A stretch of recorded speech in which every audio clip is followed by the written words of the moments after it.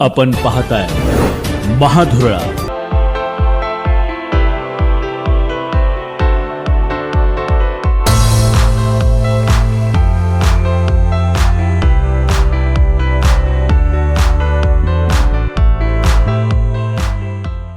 नमस्कार. महाधुरळा यूट्यूब चॅनलमध्ये मी गुरु बाळमाळे आपल्या सर्वांचं मनापासून स्वागत करतोय. सध्या आता गोकुळची खडाखडी सुरू झालेली आहे, त्यामुळे आता गोकुळमध्ये निवडणूक रंगणार.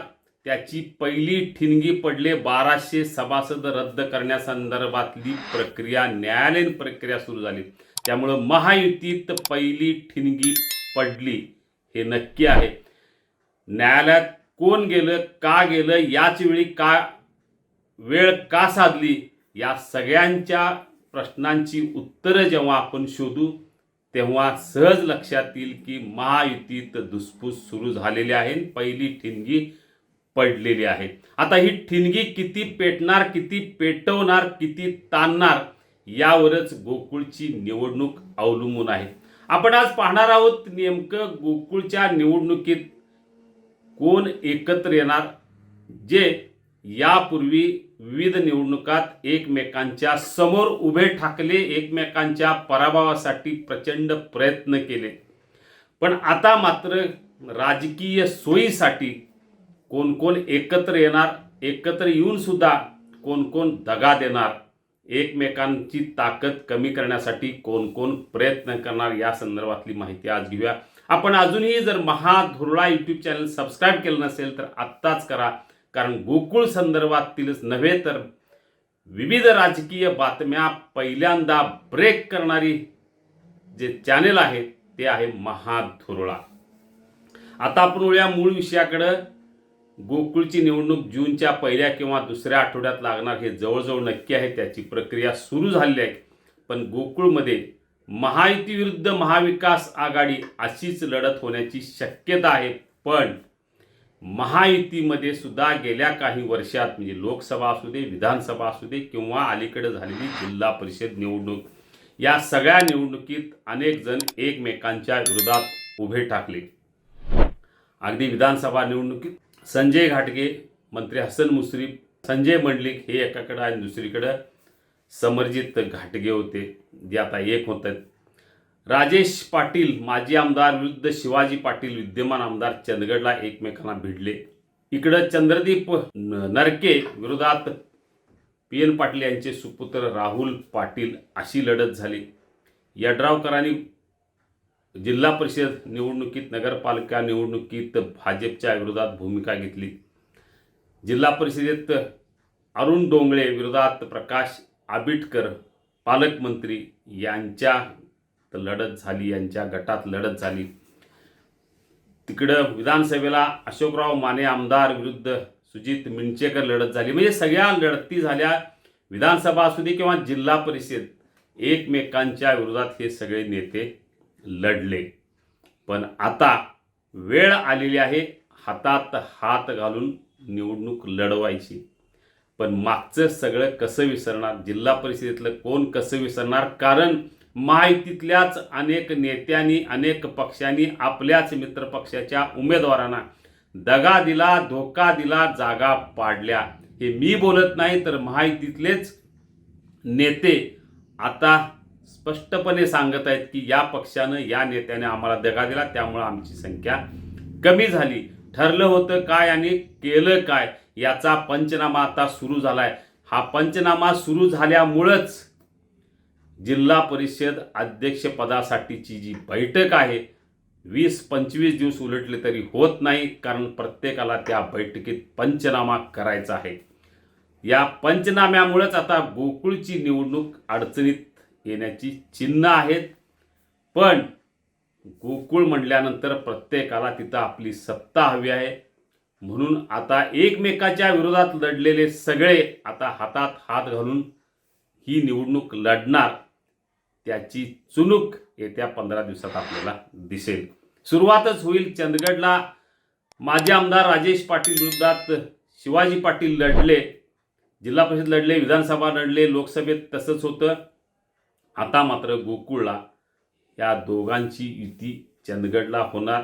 त्याचा परिणाम आजरा आणि गडहिंग्लजमध्ये होणार. हे दोघंही हातात हात घालून आपल्या उमेदवारांचा प्रचार करतील. तसंच होईल इकडं राधानगरीत, जे माजी आमदार के.पी. पाटील विरोधात मंत्री प्रकाश आंबेडकर असू दे किंवा ए.वाय. पाटील. खरं तर हे लोकसभेला एकमेकांच्या उलट होते, विधानसभेला उलट होते, जिल्हा परिषदेत सुद्धा ते एकमेकांच्या उलट होते. आता मात्र एक होणार, जागा वाटप होणार. हा माझा, हा तुझा, संपला विषय, आपण सगळ्यांना निवडून आणूया, असाच प्रचार निश्चितपणे होणार. करवीरमध्ये तेच होणार, कारण नरके आता शिवसेनेत आणि राहुल पाटील राष्ट्रवादी, दोघेही मित्रपक्ष, दोघांनाही 2-2 जागा मिळतील आणि 4 जागा निवडून आणण्यासाठी हे दोघंही हातात हात घालतील. विनय कोरे यांच्या जनसुराज्य पक्षाच्या पराभवासाठी जसं भाजपनं झटलं, जसं राष्ट्रवादीनं झटलं, तसं शिवसेना सुद्धा कारणीभूत आहेत. त्यामुळं हा सगळा राग असला तरी यावेळी मात्र गोकुळमध्ये समझोता निश्चित होईल. विनय कोरेंना 2 ऐवजी 3 जागा देतील आणि आपण सगळे मिळून लढू आणि गोकुळवर सत्ता आणू, असा प्रयोग गोकुळमध्ये निश्चित होणार. तोच प्रयोग अरुण डोंगळे माजी चेअरमन आणि मंत्री प्रकाश आंबेडकर यांच्यात होईल. तोच प्रयोग माजी आमदार सुजित मिंचेकर आणि आमदार अशोकराव माने यांच्या हातकणंगलेमध्ये होईल.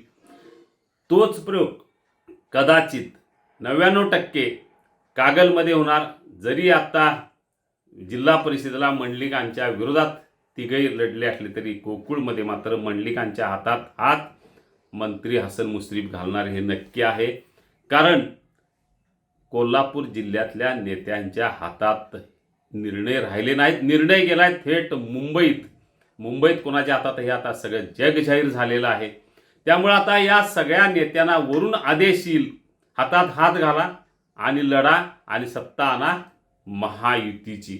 त्यामुळे आता एकूणच महायुतीची सत्ता गोकुळमध्ये आणण्यासाठी हे सगळे अगदी जिल्हा परिषद निवडणूक विश्वास नारायण पाटील यांच्या चिरंजीवाला पाडण्यासाठी माजी आमदार महादेवराव महाडिक यांनी प्रचंड ताकद लावली, पैसे लावले, फोनाफुनी केली. पण आता मात्र गोकुळ निवडणुकीत ते होणार नाही, कारण गोकुळला महायुतीची सत्ता आणायची आहे. तसंच डोंगळे यांच्या बाबतीत होईल. म्हणजे जो राग विधानसभेला काढला, जिल्हा परिषदेत काढला, काही ठिकाणी महापालिकेत, नगरपालिकेत काढला, तो राग आता काढण्याची शक्यता नाही. राग काढत बसले तर तिकडं सतेज पाटील टपून बसलेत.